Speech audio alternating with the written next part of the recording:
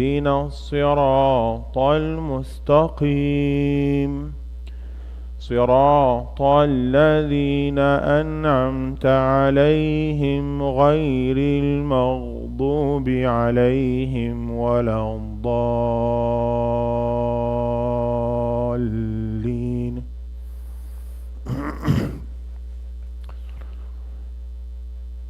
آمن الرسول بما أنزل إليه من ربه والمؤمنون كل آمن بالله وملائكته وكتبه ورسله لا نفرق بين أحد من رسله وقالوا سمعنا وأطعنا غفرانك ربنا وإليك المصير. لا يكلف الله نفسا إلا وسعها لها ما كسبت وعليها ما اكتسبت ربنا لا تؤاخذنا إن نسينا أو أخطأنا ربنا ولا تحمل علينا إصرا كما حملته على الذين من قبلنا ربنا ولا تحملنا ما لا طاقة لنا به واعف عنا واغفر لنا وارحمنا أنت مولانا فانصرنا على القوم الكافرين. الله أكبر.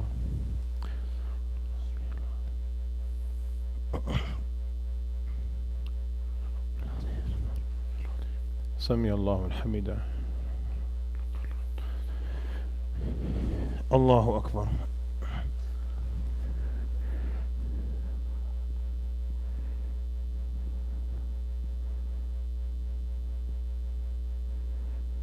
سبحان الله. الله أكبر.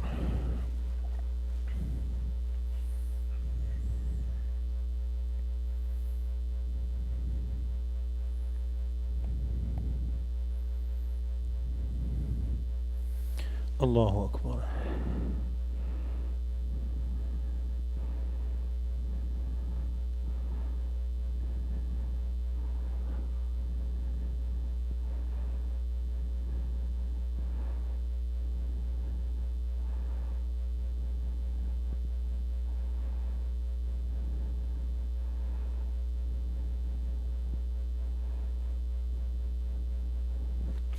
الله أكبر. الحمد لله رب العالمين الرحمن الرحيم مالك يوم الدين إياك نعبد وإياك نستعين اهدنا الصراط المستقيم صراط الذين أنعمت عليهم غير المغضوب عليهم ولا الضالين.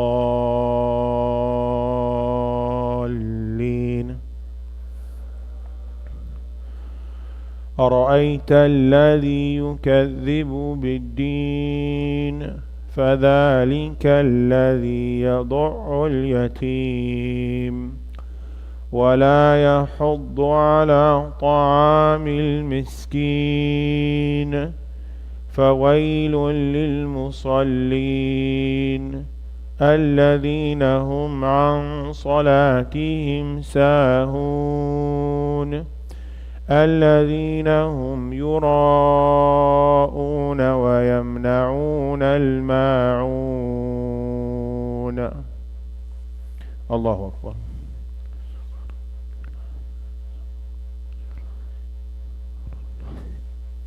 سمع الله الحمد.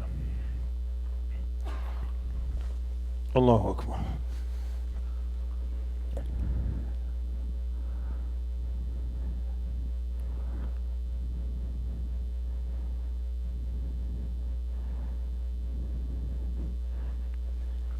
Allahu Akbar.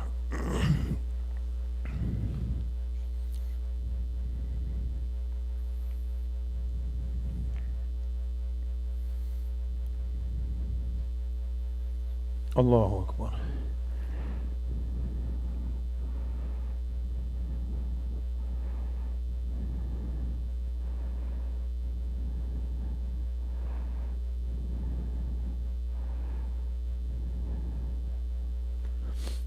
Allahu Akbar.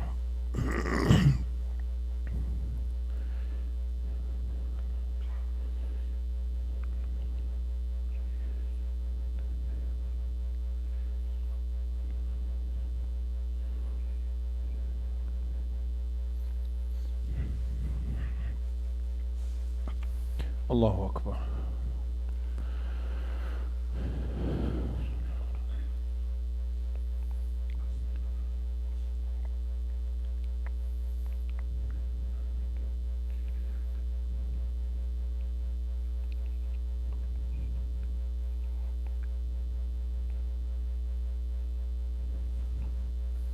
Allahu Akbar.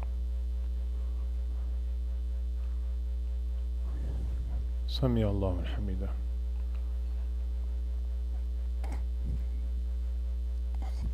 Allahu Akbar.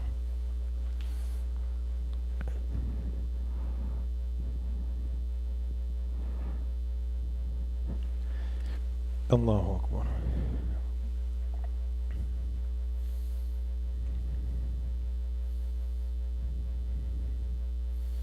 Allahu Akbar.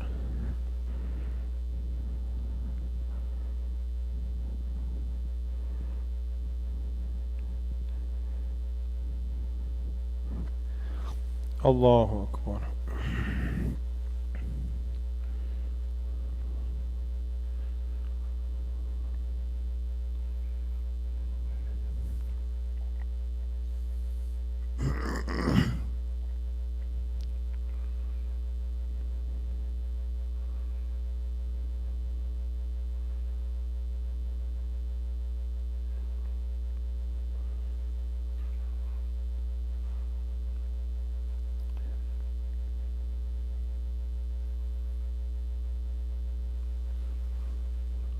السلام عليكم ورحمة الله. السلام عليكم ورحمة الله. استغفر الله العظيم. استغفر الله. استغفر الله. استغفر الله.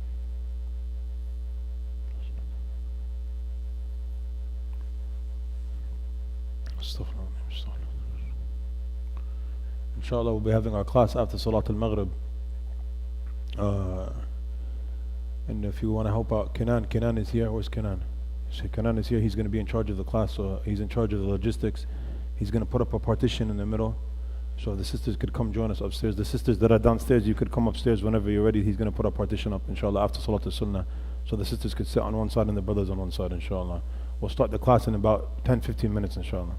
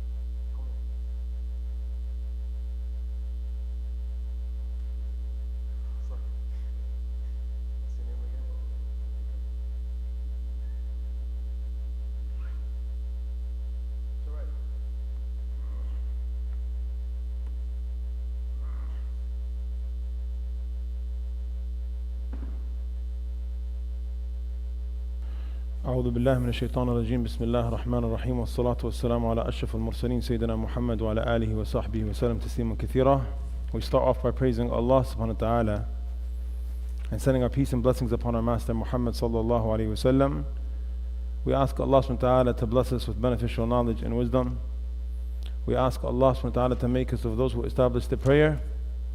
We ask Allah subhanahu wa ta'ala to make us of those who love what is halal and to hate what is haram. We ask Allah subhanahu wa ta'ala to make the greatest day of our life the day we return to Him. We ask Allah always for beneficial knowledge. We always start off gatherings of ilm with asking Allah subhanahu wa ta'ala to bestow upon us beneficial knowledge, because we seek refuge in Allah from knowledge that does not benefit us. We always want knowledge that's beneficial, because knowledge that's beneficial is what's going to help you on the day of judgment. It will avail you on the day of judgment. It will avail you on your scale. Knowledge that's beneficial is knowledge that you act upon and you implement. And knowledge that is beneficial is knowledge that makes you stronger in taqwa and brings you closer to Allah. So we seek refuge in Allah from knowledge that is not beneficial, from knowledge that is not beneficial. That's knowledge that you learn and you do not implement, and knowledge that makes your heart, and knowledge that makes your heart harder and not softer. The person that increases in knowledge, he becomes more humble. The individual that increases in knowledge, he becomes more humble because he realizes he knows he knows nothing, and he realizes that the Sharia and Islamic sciences and Quran and Hadith and Tafsir is very vast. The one that actually has knowledge is very humble, he's not arrogant. The one that actually is blessed with this notion of knowledge is actually very humble and he's not arrogant, because he realizes that knowledge is very vast.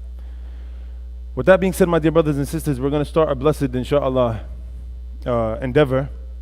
And we say blessed because anything that's connected to the Quran is blessed. And we say blessed because all Islamic sciences are blessed. And we say blessed because we're going to be talking about a figure in Islam. A great figure in Islam known as Sayyidina Ibrahim alayhi salam. And he was a great prophet and messenger of God, and he was from Ulul Azm min al-Rusul. He was from the messengers of great resolve. He was from the messengers of great resolve. Anything that you talk about, anything that the Quran is connected to is blessed. Anything that the Quran is connected to is blessed. We say that the month of Ramadan is the most blessed month of the year because it's the month that the Quran was revealed in it. We say that the Prophet Muhammad sallallahu alaihi wasallam was the greatest of all prophets and messengers. We say that the Prophet Muhammad sallallahu alaihi wasallam was the greatest of all prophets and messengers, and that's because Allah chose his chest and his heart to send the Quran down to. We say that Laylatul Qadr is the greatest of all nights. We say Laylatul Qadr, the night of power, is the greatest from all nights of the year, and that's because that's the night that Allah subhanahu wa ta'ala decided to send the Quran down in it. Anything that touches the Quran becomes blessed. Anything around the Quran is blessed. The Quran is a magnificent, amazing book. And the Quran is a book of guidance. And the Quran is a book of hidayah. It guides whom Allah wants to it. And the Quran is shifa, it's a cure. If you feel down and depressed, try something new. Open a Quran and read a Quran. And force yourself to get past the first 5 minutes, because we all have ADHD caused by TikTok and Instagram Reels now. So we can't sit for 3 seconds. We can't sit for 10 seconds. Everything has to be fast forward, times two, fast forward. Next. Relax. Take your phone, put your phone on airplane mode, and take your phone and put it in the top drawer, and lock that drawer and go to the next room and sit down. Sit down, away from your phone. Make obstacles between you and your device. Make obstacles, make rooms and walls between you and your device. Put a pillow over it. Get away from the phone. What's it called? Disattach from your phone. Disattach from your device. And sit down in the living room or in the kitchen or wherever you're going to sit down in your car, and open up the Quran and read. The first 5 minutes you're going to shake and you're going to itch like a crack addict. Wallahi. Because you're looking at, where's your phone? After you go through 5 minutes of withdrawal, or 7 minutes of withdrawal, and you start to read the Quran, you're going to enjoy it. And this is like, everything else goes under this category. Everything else is like this. Everything else is similar to this. Praying salah is similar to this. In the beginning, you have agitation, but then when you fight it off, you get into it. Making dua is like this. In the beginning, when you embark on making dua, the first 30 seconds to the first 2 minutes is like a pre-dua. You're not in it yet, then you really feel it. You have to fight in the beginning, on the onset of everything. You have to fight until you get into the groove of something. You have to fight until you get into the groove of something. The same is with the book of Allah and the Quran. You have to fight. You are blessed. Allah grants tawfiq, success to the one who's able to read Quran. It's success upon success. Reading Quran, memorizing Quran, listening to Quran, watching a YouTube video about the Quran, anything attached to the Quran is success from Allah if you're able to do it. Anything that's attached to the Quran is success from Allah subhanahu wa ta'ala if you're able to do it. So if you're able to do something with the Quran, you're blessed, and understand that you're blessed and hold on to that strong. Understand that, because no one is doing it. No one is doing it. Who's doing it? How many people read Quran? How many people go to the masjid? Understand that it's a blessed endeavor. Why am I talking about the Quran? Because the class is called Sayyidina Ibrahim alayhi salam, his life and his legacy. So why am I speaking to you all about the Quran? Because us as Muslims, our number one source for anything we do, the first thing we turn to is the Quran. The first thing we turn to when we make an Islamic law, a hukm al-shar'i, right? When you study the science of usul al-fiqh, we have different masadir al-sharia. We have different sources of Islamic law. We have different sources of sharia, guys, where our law is based on, or our law is based upon, correct? We have something called halal and haram and fard and wajib and sunnah mu'akkada and makruh tanzihan and tahriman. We have ahkam taklifiyya, we have hukum shar'i, right? We have something called halal and haram. We have something called sunnah and makruh, correct? These are ahkam taklifiyya. Where do we derive these from? These rulings that we have in Islam known as fiqh and usul al-fiqh, where do we derive them from? We derive them from the sources of Islamic law. What are the sources of Islamic law? We have 4 sources of Islamic law that are agreed upon. We have 4 sources of Islamic law that everyone accepts. From Ahlul Sunnah, we're talking about the madhahib. We have Quran and Sunnah and Ijma' and Qiyas. We have Quran, Al-Kitab, and Sunnah, the Sunnah of the Prophet. We have Ijma', Islamic consensus, and Qiyas, which is Islamic analogy. Then every madhab has their own sources of Sharia that they use that come off of these main 4, such as the actions of the companions, like in the Hanafi madhab, or the actions of the people of Medina, such as the Maliki madhab, etc., etc. But what did I say? We said we have 4 sources of Sharia that are agreed upon, that everyone accepts. The first of the 4 is Al-Quran or Al-Kitab, right?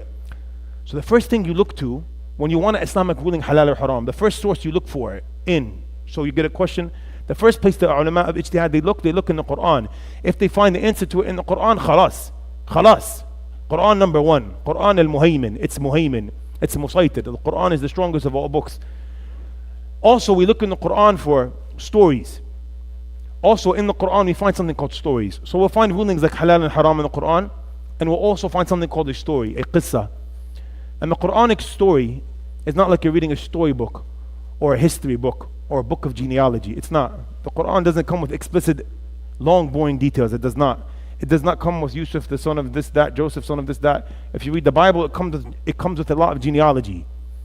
It comes with a lot of genealogy. The Quran does not come with it. So now we're talking about the Quran as a source of a story now, where we derive some stories from, because the lecture series is about Sayyidina Ibrahim alayhi salam. We are going to speak about our blessed father and our blessed prophet and messenger from Ulul Azm min al-Rusul, from the messengers of great resolve, and his name is Sayyidina Ibrahim alayhi salam, Abraham. So now me, as someone who wants to prepare for a class, where am I going to get my content from? Where am I going to get my content from? I'm saying all of this just for us to understand that the Quran is the thing we turn to. And the Quran has stories in it. So now the next question is the Quran a history book? Is the Quran a history book? Is the Quran a storybook? We say no, the Quran is not a storybook, nor is it a history book. But does the Quran contain something called history in it? We say yes, absolutely it does. And does the Quran contain something called stories in it? Yes, absolutely it does. It has stories in it. And it has history mentioned in it. But the nature of the Quran is different. The nature of the Quran is different than any history book or any storybook. The Quranic story comes for us to derive something out of it, for us to benefit something out of it. You don't read the Quranic story for leisure, and you don't read the Quranic story for entertainment. You don't. That's not the purpose of the Quranic story. The Quranic story, the purpose behind it is for you to derive lessons and meanings from it, and to derive ibar from it. So you read it and you benefit yourself. So you read it and you increase in iman. And the Quranic stories were sent down to the chest of whom?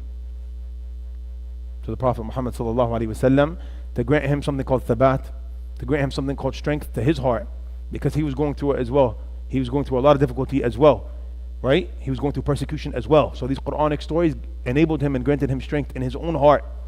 لِنُثَبِّتْ بِهِ فُؤَادُكَ, so he could strengthen your heart, O Muhammad.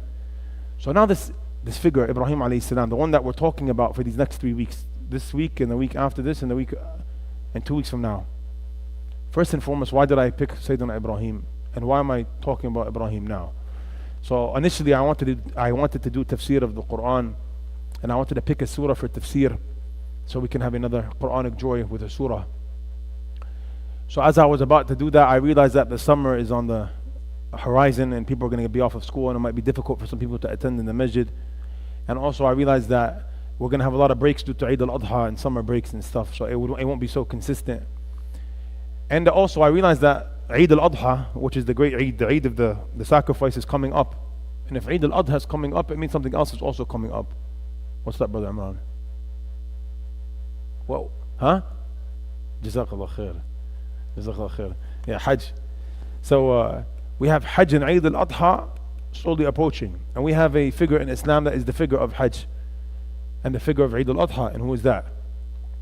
Our forefather Sayyidina Ibrahim alayhi salam. So I thought it was only befitting to speak about our forefather Sayyidina Ibrahim alayhi salam and his legacy. And we say his legacy because he left a great legacy. Sayyidina Ibrahim alayhi salam, he left an amazing legacy. He left an amazing trace. He's amazing. And before I delve into him and his life and his story, and I want to highlight 3 aspects of his story in these 3 weeks. Today I want to speak about his story with the breaking of the idols, Ibrahim alayhi salam destroying the idols, and inshallah next week we'll talk about Zamzam, and the week after that we'll talk about the building of the Kaaba. And before I delve into that, I wanted to continue on the point of the Quranic story and the nature of the Quranic story, so we get a little understanding before we delve into Ibrahim alayhi salam and how he was and who he was, based upon the Quran. The Quranic story comes sporadic and random. It doesn't come from beginning to end. It doesn't come and Abraham was born to whoever his mom and dad were, and this, that, and his grandparents were this, that, and his great-grandparents were this, that, and he was born in this village, and then he was a young boy, and this happened, and then that happened, this happened, that happened, then this happened, and this happened, and that happened. No, it doesn't come like that. That's chronological order. It doesn't come like that. And we mentioned this in our talks in ICPC in Ramadan. We had these Quranic night talks. The Quranic story, it comes like snapshots and sporadic and random. It comes like snapshots. Like you take a snapshot of a part of the story. So Allah sometimes he brings a part here in this surah, and he brings a part here in this surah, and he brings a part here in this surah. Except for one story in the Quran. There's one story in the Quran that comes in an entire surah from beginning to end in chronological order. And what story is that? Junaid, what is it? Huh? Surah Ibrahim? Close. Surah Yusuf alayhi salam. Surah Yusuf alayhi salam is the only story in the Quran that comes from beginning to end, not randomly, snapshot, not randomly. But is Yusuf alayhi salam mentioned in other than Surah Yusuf? Huh? Yeah, where? No, you're good, man. MashaAllah, he always on point. MashaAllah. He is. Sayyidina Yusuf alayhi salam is mentioned in a couple other surahs, but by name here, you know? And Surah Ghafir, and in Surah, I believe, An'am. And maybe even more than that. But Surah Yusuf comes from beginning to end in chronological order, and it's like Allah subhanahu wa ta'ala, He's telling us something. He's telling us the same way I bring stories all over the place and in snapshots, because the purpose behind it is to give a lesson. Yeah? And maybe there's certain surahs that there's certain lessons that want to be given to. So Allah gives a part of the story of Musa here and a part of the story of Ibrahim here. But He comes in Surah Yusuf and He calls it Ahsan al-Qasas, the best of all stories ever given to you. And He brings it from beginning to end in full form. So now Sayyidina Ibrahim alayhi salam is mentioned throughout the Quran about 69 times. The mention of Ibrahim, his name is mentioned about 69 times throughout the Quran. And I say about 69 times because I didn't sit and count 69 times, but Google told me 69, so I don't know how accurate that is. Maybe it's 75, maybe it's 65, I don't know, but they said 69 times. Ibrahim alayhi salam's name is mentioned, and his story is mentioned in many surah. The first mention of Ibrahim alayhi salam is found in what surah? Huh? What's the first surah of the Quran called? No, the first surah of the Quran is called Fatiha.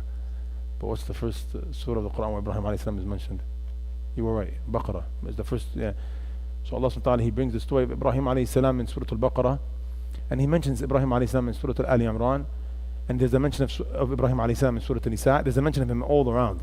And then there's a surah called Surah Ibrahim, and it mentions a part of his story there. There's a surah called Surah Ibrahim, and there's a part of his story mentioned in Surah Ibrahim. But it's not chronological from beginning to end. The part of the story mentioned in Surah Ibrahim is what we're going to be talking about next week, which is Zamzam, inshallah. This week we want to talk about something called the breaking of the idols. When Sayyidina Ibrahim alayhi salam, he destroyed the idols. But before we start that, because I want to take a passage from Surah Al-Anbiya, Allah, He mentions this story, the story of the idols 3 times or 4 times. But namely 3 times, in Surah Al-Anbiya, and in Surah Al-Safat, and in Surah Al-Shu'ara. where he mentions explicitly that of Ibrahim breaking the idols. And the longest narration of this story is found in Al-Anbiya. Before I do that, I want to read a passage of 4 ayahs from another surah mentioning Ibrahim alayhi salam and how he was. Mentioning the nature of the messenger Ibrahim alayhi salam and how he was.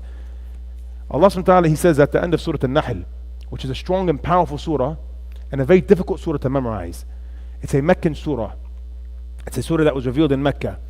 And the surah is all about strengthening Aqidah, and the words in it are very difficult. So if you memorize the Quran, you come across Surah Al-Nahl and you see that it's a very difficult surah to memorize. It's a very difficult surah to read, even to recite. It has a lot of difficult words in it.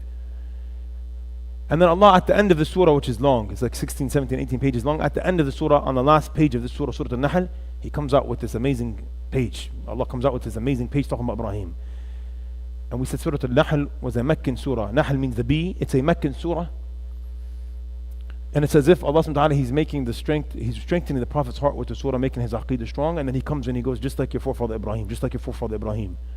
Allah, he says at the end of Surah Al-Nahl in the last page, after أعوذ بالله من الشيطان الرجيم, إن إبراهيم كان أمة قانتا لله حنيفا ولم يكن من المشركين شاكرا لأنعمه اجتباه وهداه إلى صراط مستقيم وآتيناه في الدنيا حسنة وإنه في الآخرة لمن الصالحين ثم أوحينا إليك أن اتبع ملة إبراهيم حنيفا وما كان من المشركين. Allah subhanahu wa ta'ala, he comes at the end of this difficult surah and he gives the Prophet ﷺ these 4 ayahs, beautiful, amazing ayahs talking about Sayyidina Ibrahim. And like we said, Sayyidina Ibrahim, he's mentioned all throughout the Quran always as a Hanif, as a strong Muslim on Tawheed. He was Hanif, yani he had Tawheed, he had the belief of Allah and Allah alone in his heart, and he was against idol worshipping, and he was against anything that moved him away from Allah. And he loved Allah, and Allah subhanahu wa ta'ala loved him back. إن إبراهيم كان أمة قانتا لله حنيفا ولم يكن من المشركين. Allah, he says, indeed Ibrahim كان أمة قانتا لله حنيفا ولم يكن من المشركين. Allah, he says that indeed Ibrahim alayhi salam, he was an ummah قانتا لله حنيفا. He was an ummah. So Allah subhanahu wa ta'ala, he describes and he characterizes our forefather Ibrahim as an ummah, as a whole nation. Allah subhanahu wa ta'ala, he characterizes Ibrahim in this surah as a nation because he was so strong in his belief. It's as if he's a nation by himself. And the scholars of tafsir, some of them say because he was the only person on tawheed, the only person on oneness of Allah, on true belief of Allah, so he was a nation on his own. And they say that this is a proof for you, if you're the only person left on goodness and following goodness, if you're the only person left on earth, it doesn't matter. That's how Ibrahim alayhi salam was.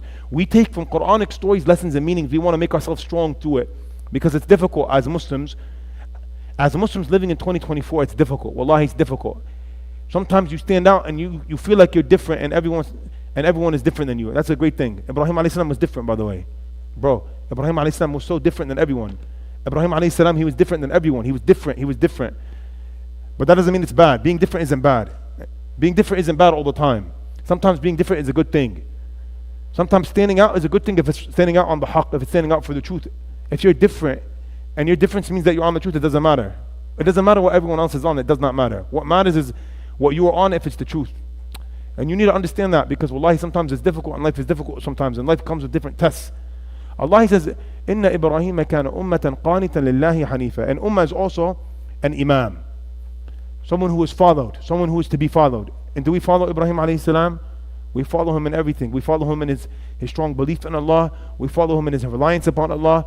We follow him in the manasik of Hajj. We follow him in the rituals of Hajj. They were all rituals brought to us by Ibrahim alayhi salam. We follow him on the Adha, on Eid al-Adha, when we sacrifice a sheep or a camel or a goat or whatever you sacrifice. We follow the sunnah of Ibrahim alayhi salam. So he is someone to be followed.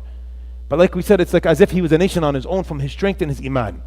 قانتا لله حنيفا. Allah, he says قانتا. قانتا means someone that was humble. He's humble to Allah. And we said the person that has knowledge and the person of obedience and the person of religion is a humble person. If a religious person or a person that goes to the masjid is not humble and he's arrogant, he's missing the plot somewhere something is wrong in the equation somewhere. Something went wrong somewhere something is wrong somewhere. He lost the plot. He's wrong. There's no arrogance If you're religious, you're not arrogant. If you're religious, you're not arrogant. If you're religious, you're easily approachable. And if you're religious, you're humble. Because if you're religious, you follow the Prophet Muhammad sallallahu alaihi wasallam. And the Prophet Muhammad sallallahu alaihi wasallam was the most humble of all the humble. And he was the most religious of all the religious. So how religious are you, my brother? It's a bad sign if you're arrogant and you're hard to approach. It's a bad sign. So Ibrahim alayhi salam, he was easy to approach. He was qanit lillah. He was humble to Allah. Hanifan. And Allah, he goes and he emphasizes the fact that he was Hanif. He was on the oneness of Allah, Tawheed. وَلَمْ يَكُونْ مِنَ الْمُشْرِكِينَ. And indeed, he was not from the polytheists. Allah comes and he does nafi. He was not from them. Because the Jews and the Christians, they come and they say he was from them. No, he's not from them or anybody. He was a Muslim. He was a muwahid. شَاكِرًا لِأَنْعُمِهِ اجْتَبَاهُ وَهَدَاهُ إِلَى صِرَاطٍ مُسْتَقِيمٍ. Allah then goes, describes Ibrahim alayhi salam. Allah subhanahu wa ta'ala, he goes and he describes Sayyidina Ibrahim. He goes, شَاكِرًا لِأَنْعُمِهِ. He was thankful to the blessings that Allah bestowed upon him. He was thankful to the blessings that Allah bestowed upon him. He was thankful. He was thankful. Yani, and the word here is an'um. An'um is jama' qillah. He didn't say shakiran li ni'amihi. He didn't say he was shakir to all these ni'am. He didn't say that. He said shakiran li an'umihi. He was thankful for the couple of blessings that we bestowed upon him. Yeah? Ijtabahu wa hadahu ila siratin mustaqim. We have lifted his status and we guided him to the straight path. We have lifted his status and we guided him to the straight path.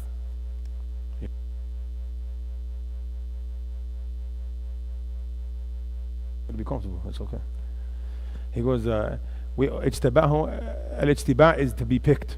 It's to be picked, and Allah, he chose him because he loved him dearly and he guided him to a straight path. The straight path is the path of Islam and Tawheed.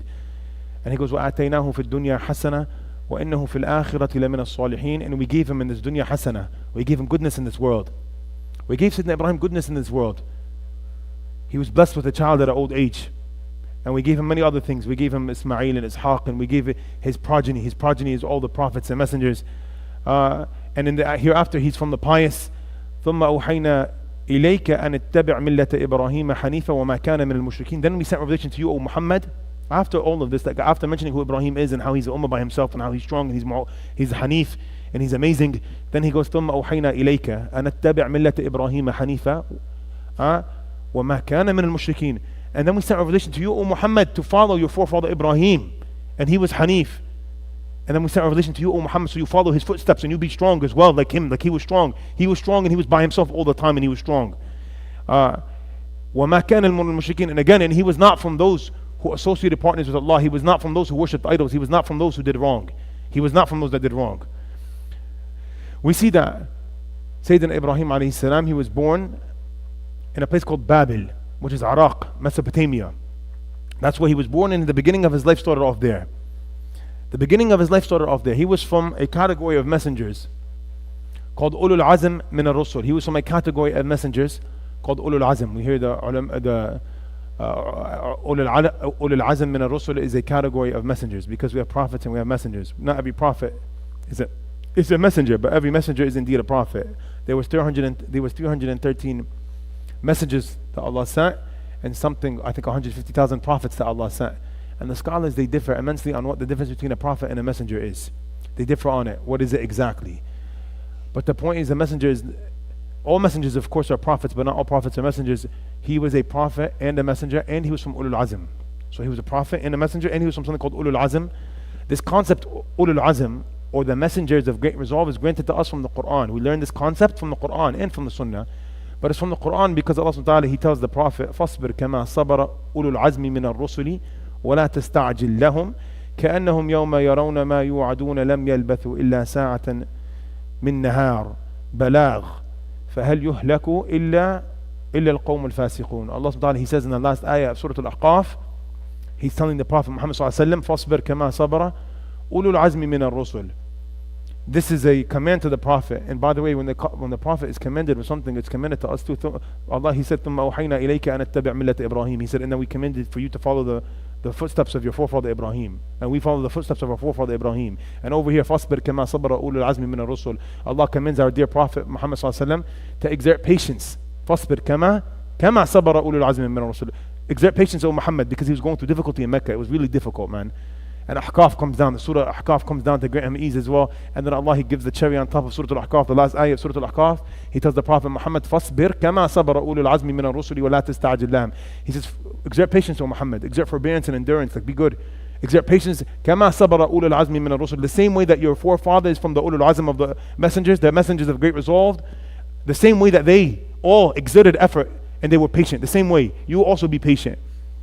وَلَا تَسْتَعْجِلْ لَهُمْ. And don't worry about the kuffar, don't worry about them, don't rush, let me take care of them.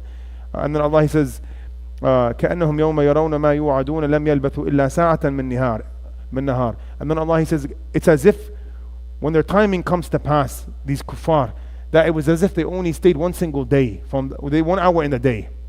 And then Allah, He says, balagh. Allah, He says, balagh. And this is a warning. The Quran is a warning.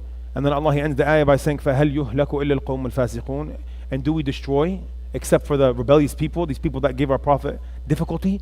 So we have this concept called Ulul Azm, the messengers of great resolve. And the scholars, they differ on who they are. But the majority opinion, and the opinion that we all hear in the khutab all the time, and the opinion that's taken by most ulama of tafsir, is that there were 5 specific prophets and messengers from Ulul Azm. There's many opinions. The scholars they differ on this. Because it's not like Allah said, فَاصْبِرْ كَمَا صَبَرَ أُولُو الْعَزْمِ, and then He went and He mentioned them right after. But He said, exert patience the same way that the messengers of great resolve exerted patience. From the many opinions is that all the messengers are under this. And the stronger opinion is no. The messengers of great resolve are 5. Sayyidina Muhammad sallallahu alayhi wa sallam, and we mention him first takriman lahu, because he came after all of them. He was the last and final. But we mention him first, respectfulness to him, because he's the greatest man to ever walk the face of the earth, and the greatest prophet, and the one that Allah chose to send the Quran down to. We have someone called Nuh alayhi salam, and then we have someone called Ibrahim alayhi salam, then we have someone called Musa alayhi salam, then we have someone called Isa alayhi salam. How many is that? Muhammad sallallahu alayhi wa sallam, Nuh, Ibrahim, Musa, and Isa. So we have 5 messengers that fall under the category of the messengers of great resolve. What's the proof that this group of scholars use? There's an ayah in Surah Al-Nisa, in Surah Al-Ahzab, where Allah subhanahu wa ta'ala, He says, وَإِذْ أَخَذْنَا مِنَ النَّبِيِّينَ مِيثَاقَهُمْ وَمِنْكَ وَمِنْ نُوحٍ وَإِبْرَاهِيمَ وَمُوسَى وَعِيسَى بَنَ مَرْيَمَ وَأَخَذْنَا مِنْهُمْ مِيثَاقًا غَلِيظًا. Allah, He says in Surah Al-Ahzab, He goes, وَإِذْ أَخَذْنَا مِنَ النَّبِيِّينَ مِيثَاقَهُمْ. And when we took from the messengers, from the prophets, a covenant. We took a covenant from the prophets. وَمِنْكَ وَمِنْ نُوحٍ وَإِبْرَاهِيمَ. And we also took a covenant from you, O Muhammad, and from Nuh and Ibrahim and Musa and Isa, the son of Mary. وَأَخَذْنَا مِنْهُمْ مِيثَاقًا غَلِيظًا. And we took from all of them a strong covenant, yani to go and propagate Islam and to be strong on Islam and to accept from us the amana, the trust of giving da'wah. So this ayah is a proof of this concept of Ulul Azm. Why were they called Ulul Azm? These messengers of great resolve, why were they called that, and why are they special? So first of all, is it okay for some messengers to be better than others? We say, yeah, everyone, there's statuses. Allah, He creates as He wants and He chooses. وَرَبُّكَ يَخْلُقُ مَا يَشَاءُ وَيَخْتَارُ مَا كَانَ لَهُمَ الْخِيرَةُ. Allah subhanahu wa ta'ala, He says that وَرَبُّكَ يَخْلُقُ مَا يَشَاءُ وَيَخْتَارُ, that your Lord creates from whatever He wants and then He chooses after He creates. Allah subhanahu wa ta'ala, He creates whatever He wants and then He chooses after that whatever He wants. He's Allah, He does whatever He wants. He creates a human, He makes him a prophet. He creates a human, He doesn't make him a prophet. Then from that He lifts some things in status higher than other things in status. Because Mecca is the most blessed place on the face of the earth, and Medina is extremely blessed, and Al-Aqsa and Bayt al-Maqdis in Palestine is extremely blessed, and a strip club is not blessed. It's not blessed. It's not. And a club is not blessed, and the masjid is blessed. Allah, He picks as He wants and He chooses, and not everything is on the same level. And that's the same with people. A pious person is not like a fasiq person. A person that believes in La ilaha illallah is not like a person who doesn't believe in La ilaha illallah. This is statuses, you see. Then we have a high level of people like messengers. And even throughout them, even amongst them, there's levels. Allah, He says in the first ayah of the 3rd juz of the Quran, which is found in Surah Al-Baqarah, تِلْكَ الرُّسُلُ فَضَّلْنَا بَعْضُهُمْ عَلَى بَعْضٍ مِنْهُمْ مَنْ كَلَّمَ اللَّهُ وَرَفَعَ بَعْضُهُمْ دَرَجَاتٍ وَآتَيْنَا عِيسَى ابْنَ مَرْيَمَ الْبَيِّنَاتِ وَأَيَّدْنَاهُ بِرُوحِ الْقُدُسِ, etc. To the end of the ayah. Allah, He says, تِلْكَ الرُّسُلُ فَضَّلْنَا بَعْضُهُمْ عَلَى بَعْضٍ مِنْهُمْ مَنْ كَلَّمَ اللَّهُ وَرَفَعَ بَعْضُهُمْ دَرَجَاتٍ. Allah, He says, those are the messengers that we sent down to you. We have raised some of them in status higher than others, and some of them we chose to speak to directly and some we didn't. Allah, He chooses as He wants. So these 5 messengers of great resolve, their status is the highest of all because of their exertions and their patience that they endured compared to the others, and the difficulties that they faced compared to the others. We give a quick example. Nuh alayhi salam, وَلَقَدْ أَرْسَلْنَا نُوحًا إِلَىٰ قَوْمِهِ فَلَبِثَ فِيهِمْ أَلْفَ سَنَةٍ إِلَّا 50 عَامًا فَأَخَذَهُمُ الطُّوفَانُ وَهُمْ ظَالِمُونَ. Allah, He speaks about Nuh in Surah Al-Ankabut, and He says that we sent Nuh to his people, and he stayed giving da'wah to his people for 1,000 years minus 50 years. فَلَبِثَ فِيهِمْ أَلْفَ سَنَةٍ إِلَّا 50 عَامًا. Allah, He says, and he gave da'wah, and he was with them for 1,000 years minus 50 years, for 950 years. فَأَخَذَهُمُ الطُّوفَانُ وَهُمْ ظَالِمُونَ. And then they didn't believe. They didn't believe after 950 years of da'wah. You give da'wah to someone for 10 minutes and your head starts to hurt, man. Wallah, your head starts to hurt. You go Motrin and Tylenol and Dunkin' Donuts coffee, and you need coffee and everything bothers you. 950 years, there was no Dunkin' Donuts, brother. There was no coffee. 950 years is difficult. 950 years is very difficult. 950 years is very difficult. He went and he gave da'wah for 950 years. And they didn't believe. وَمَا آمَنَ مَعْهُ إِلَّا قَلِيلٌ. Allah, He says, and only a bit of people believed in Nuh. They say, they differ on how many people actually believed in Nuh. 4 to 9. They say 4 to 9 in his family. And his own son didn't believe in him. And his own wife didn't believe in him. He's giving da'wah for 950 years and his wife doesn't believe in him. He has to go home to his wife for 950 years and she doesn't believe in him.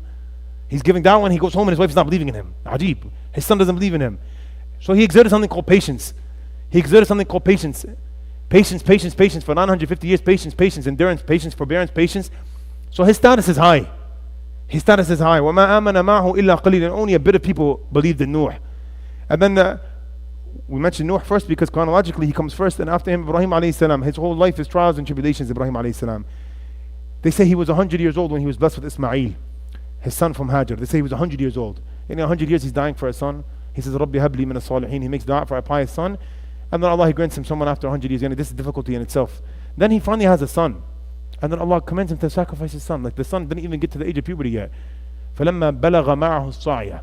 When Ibrahim's son reached the age where he could trot, and that's the most beloved age to the father, when his son is trotting. He sees a revelation in his dream that he sacrifices his son.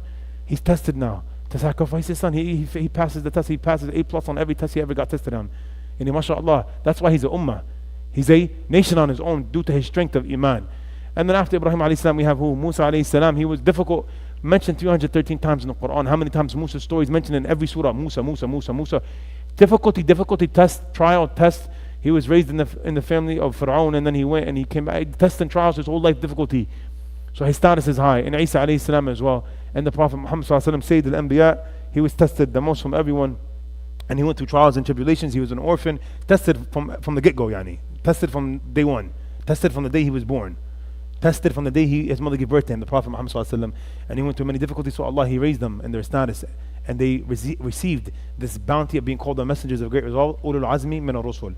Now Ibrahim alayhi salam, there's an ayah in the Quran stating his father's name. Allah subhanahu wa ta'ala, He says, وَإِذْ قَالَ إِبْرَاهِيمُ لِأَبِيهِ آزَرَ أَتَتَّخِذُ أَصْنَامًا آلِهَةً إِنِّي أَرَاكَ وَقَوْمُكَ فِي ضَلَالٍ مُبِينٍ. There's another surah in the Quran called Surah Al-An'am. And like we said, Ibrahim's name is mentioned a lot. And sometimes a story part of it, or sometimes just him being mentioned somewhere. Allah subhanahu wa ta'ala, He says, وَإِذْ قَالَ إِبْرَاهِيمُ لِأَبِيهِ آزَرَ أَتَتَّخِذُ أَصْنَامًا آلِهَةً إِنِّي أَرَاكَ وَقَوْمَكَ فِي ضَلَالٍ مُبِينٍ. When Ibrahim alayhi salam, he tells his father Azar. When Ibrahim told his father Azar, do you take idols that you worship? Indeed I see you and your people, your qawm, your tribe, your people in a clear misguidance. Fi dalal and mubin. Dalal is misguidance and mubin is clear. I see you all in a clear misguidance. So now there's an issue that arises, and I'm just mentioning this because we're talking about Ibrahim alayhi salam and his legacy, so I want to know what his dad's name was. Because the Quran mentions his dad name in the 7th surah in Surah Al-An'am. An'am means the cattle. It's a very difficult surah. It's a Meccan surah as well. It's all about aqidah. There's no stories in this surah. There's no stories. It's all aqidah based ayahs, very difficult ayahs, and then all of a sudden Allah, He mentions this in the middle of the surah, like literally in the middle. And when Ibrahim told his dad, do you take Azar, his dad Azar? So the historians and genealogy in the Bible and the Torah have a mention of Ibrahim alayhi salam as well. He's in Sifr al-Takween. Sifr al-Takween in English is called Genesis, the book of Genesis. When you open up Genesis in the Bible, it mentions prophets and messengers in the Old Testament. And it says, Abraham the son of Tarah, or Tarach. We don't take the Bible as a source, but it's mentioned there, and historians mention that his father's name was Tarah. And this is the opinion of many Islamic Sahaba, or Muslim Sahaba, that many of the Sahaba had this opinion, and it's the opinion of many Islamic scholars that his dad's name was actually Tarah and not Azar. So what the heck does that mean? Because the Quran says it and it's clear cut and explicit. Like it's clear cut and explicit that when Ibrahim told his dad Azar. So the ulama of tafsir, they have like 15 opinions on this. It's amazing, man. It's amazing. You read something and you're like, yo, wallahi, I know nothing. I'm the most ignorant human on earth. Like I read the Quran and I feel good that I read like 5 pages. And like, look at these people, their whole lives is nothing but Quran, man. Their whole lives is just to find out why Allah called his dad Azar in the Quran. Why did he refer to his dad as Azar when we know that his name is Tarah, and in the Bible it's Tarah, and this, that, and the historians say it's Tarah. There's a couple of interesting opinions. One opinion that I liked, this modern scholar, his name is Ahmed Shakir. He's a famous Egyptian historian and muhaddith. He's a very strong scholar. He goes that Ibrahim alayhi salam's dad's name is Azar, and it's not Tarah because Allah called his dad by his name, and why do we have to make things difficult, basically? Like, khalas, it's clear cut, it's in the Quran, bro. Like, what are you talking about? But then Abdullah ibn Abbas, the cousin of the Prophet Muhammad, he says, no, his name was Tarah. And over here, Azar doesn't mean his name. There's a couple of opinions. From the opinions is that was his father's nickname. And sometimes someone's nickname becomes more popular than their actual name. What's Abu Hurairah's real name?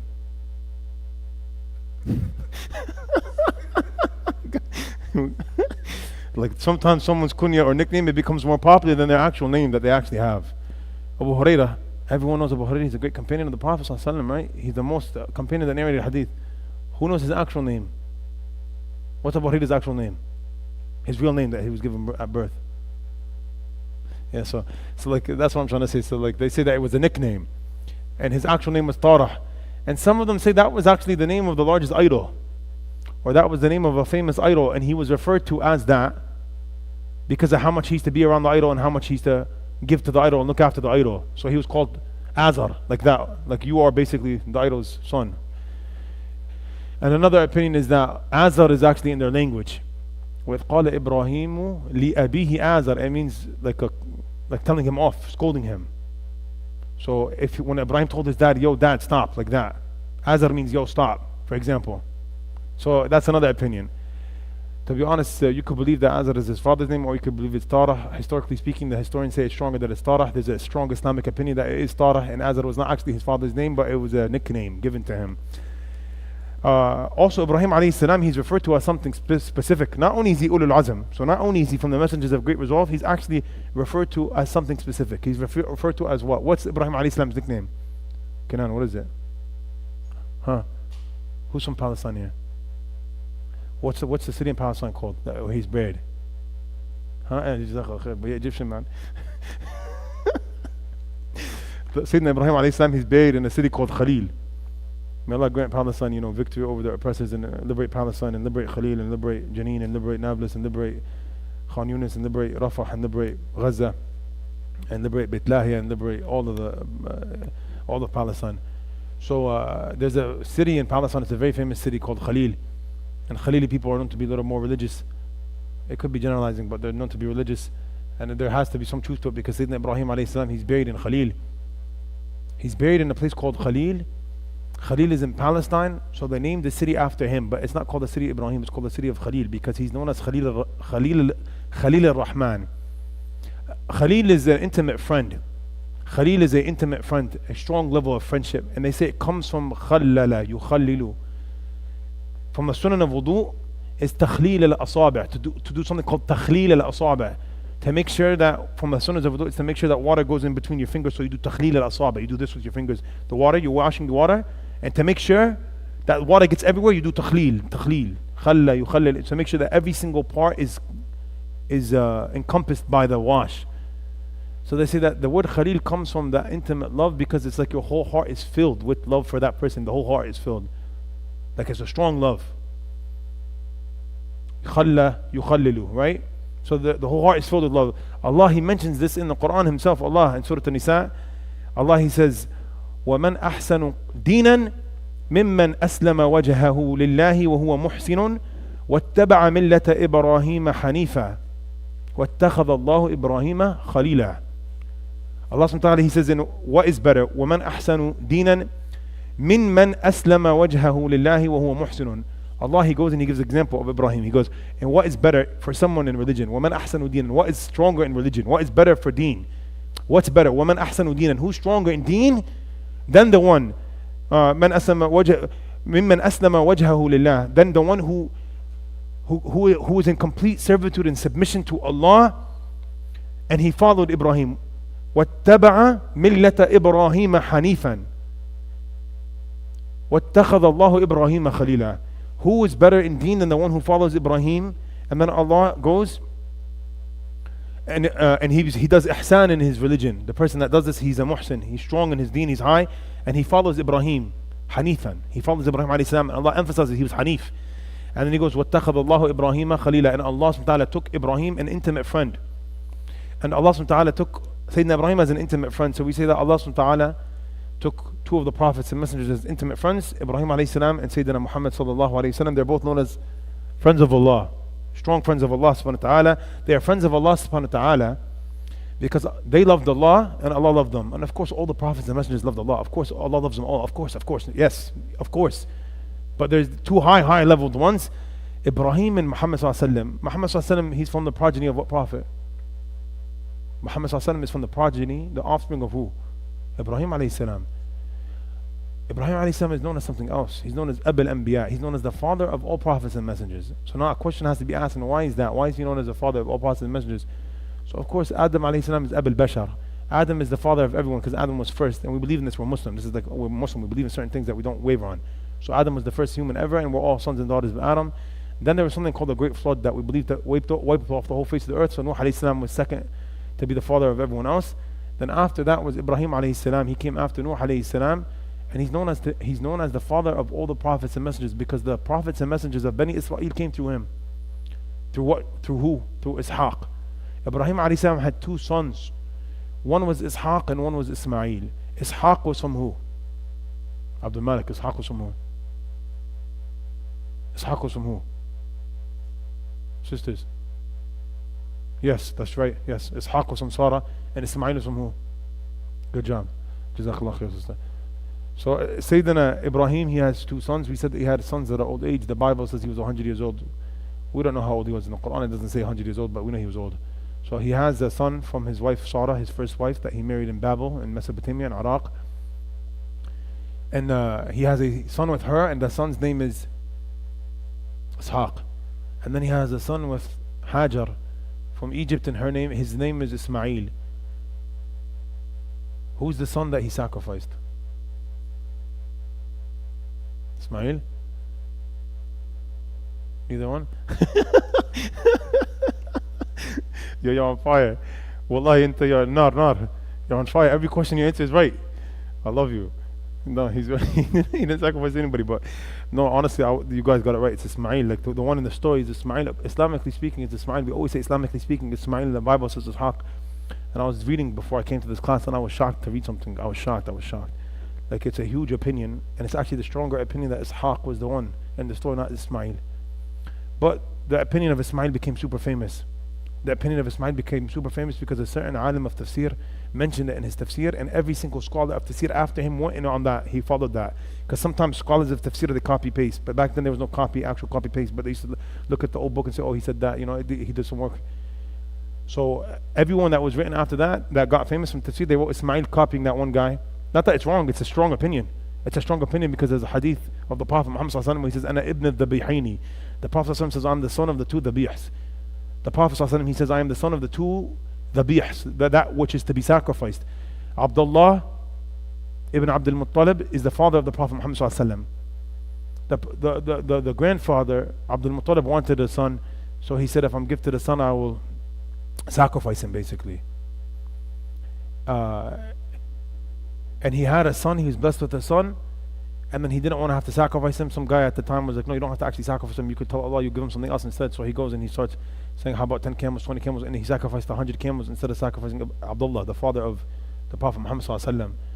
So that's the first sacrifice he's referring to. Who's the second one? They say Ismail alayhi salam.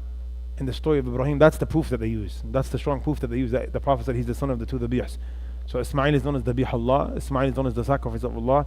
That's the proof that they use that hadith. But the other side, Abdullah ibn Abbas champions the opinion of many of the Sahaba that was Ishaq. But this is not important. This intricate detail is not important. The story is what's important. But it could be Ishaq or Ismail, the one that was in the story. But the famous Islamic opinion that we know of today is Ismail. So Ibrahim alayhi salam is the father of all the prophets and messengers, because from his progeny, his son was Ishaq, and from Ishaq came Yaqub, and from Yaqub came Yusuf, and from Yusuf came Musa alayhi salam, and from Musa alayhi salam came Isa alayhi salam. They're all from that same lineage.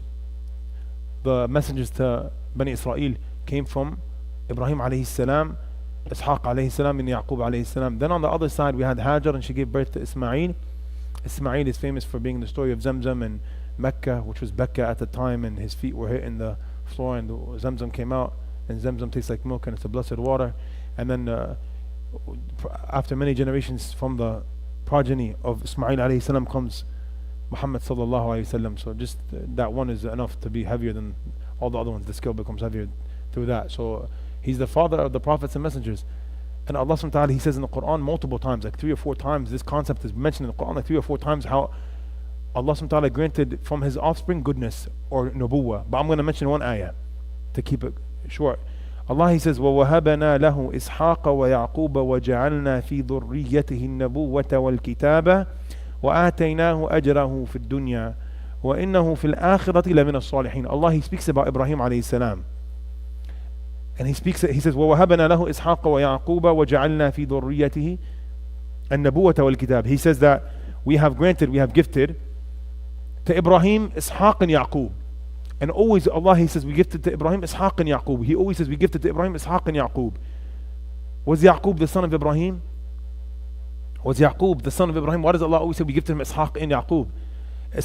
Yaqub was the grandson of Ibrahim alayhi salam, not the son. He was the grandson.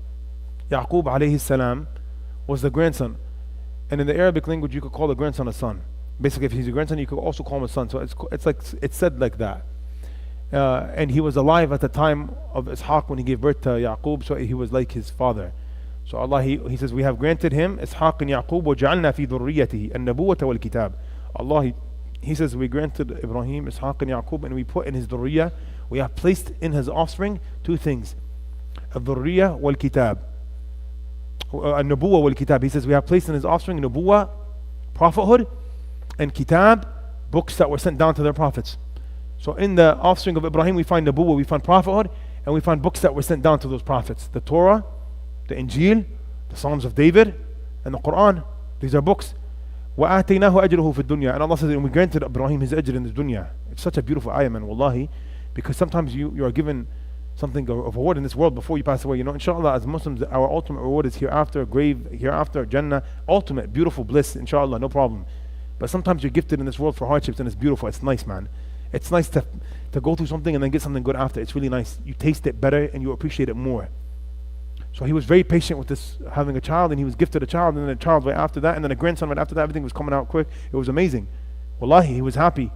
So Allah says, وَآتَيْنَاهُ أَجْرَهُ فِي الدُّنْيا. We gave him goodness in this world. And then he says, وَإِنَّهُ فِي الْآخِرَةِ لَمِنَ الصَّالِحِينَ. He adds ayah by saying, in the hereafter, and in the hereafter, Ibrahim is from those who are righteous and pious. So this ayah is a proof, and there's many ayahs that are similar to this ayah throughout the Quran, that Ibrahim was a father of prophets, and many prophets and messengers, and all the prophets and messengers came in his dhurriyyah, came in his offspring. Now, with that being said, getting to the story that we want to talk about today from the stories of Ibrahim's life, and it's a Quranic story, and we said it comes about 3 times in the Quran. It comes in Surah Al-Anbiya, and the longest narration of it, and it comes in Surah Al-Safat, and it comes in Surah Al-Shu'ara. But Ibrahim's story comes many times, but this specific story that we're talking about today comes in these 3 surah. We're going to talk about the version in Surah Al-Anbiya. Surah Al-Anbiya is a beautiful surah, and it's called Anbiya, which is the plural of Nabi, and Nabi is a prophet and messenger. Allah subhanahu wa ta'ala speaks about a couple of prophets and messengers in this surah, and that's why it's called Surah Al-Anbiya. And the story of Ibrahim alayhi salam is in this surah, and we're going to start reading it. Before he mentions Ibrahim, he mentions someone called Musa and Harun. Allah, he briefly mentions them. He goes, وَلَقَدْ آتَيْنَا مُوسَى وَهَارُونَ الْفُرْقَانَ وَضِيَاءً وَذِكْرًا لِلْمُتَّقِينَ الَّذِينَ يَخْشَوْنَ رَبَّهُمْ بِالْغَيْبِ وَهُمْ مِنَ السَّاعَةِ مُشْفِقُونَ هَذَا ذِكْرٌ مُبَارَكٌ أَنزَلْنَاهُ أَفَأَنْتُمْ لَهُ مُنْكِرُونَ. Allah, he mentions Musa alayhi salam and Harun, and then he goes into the story of Ibrahim.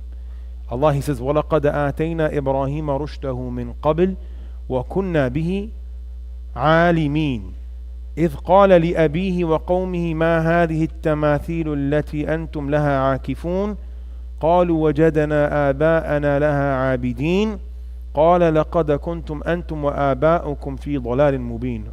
Allah, He says, وَلَقَدْ آتَيْنَا إِبْرَاهِيمَ رُشْدَهُ مِنْ قَبْلِ. He says, and indeed we have gifted Ibrahim maturity and we honored him from before. And they say that this could mean two things. They say that this could either mean that he was honored before all the other prophets and messengers, because Allah just mentioned Musa and Harun, but Musa and Harun came after Ibrahim. You guys got me? I want you to pay attention to this one thing. I know you guys are all tired, but pay attention to this one thing. وَلَقَدْ آتَيْنَا إِبْرَاهِيمَ رُشْدَهُ مِنْ قَبْلِ وَكُنَّا بِهِ عَالِمِينَ. Allah, He says that we have granted Ibrahim his rushd from before. Rushd, we said, is maturity, and it's maturity in prophethood or goodness, like this concept of believing in Allah and hating haram, right? رُشْدَهُ مِنْ قَبْلِ.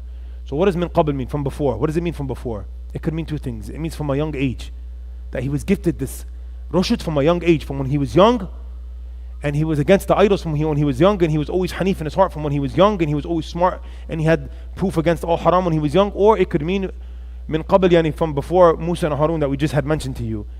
And then he said وَكُنَّا بِهِ عَالِمِينَ. And Allah says that we were all knowing of everything with Ibrahim. Allah, the Quran is so beautiful. Allah, He says, we have given Ibrahim his rushd from before, وَكُنَّا بِهِ عَالِمِينَ. And we were overwatching and always knowing of what's going on.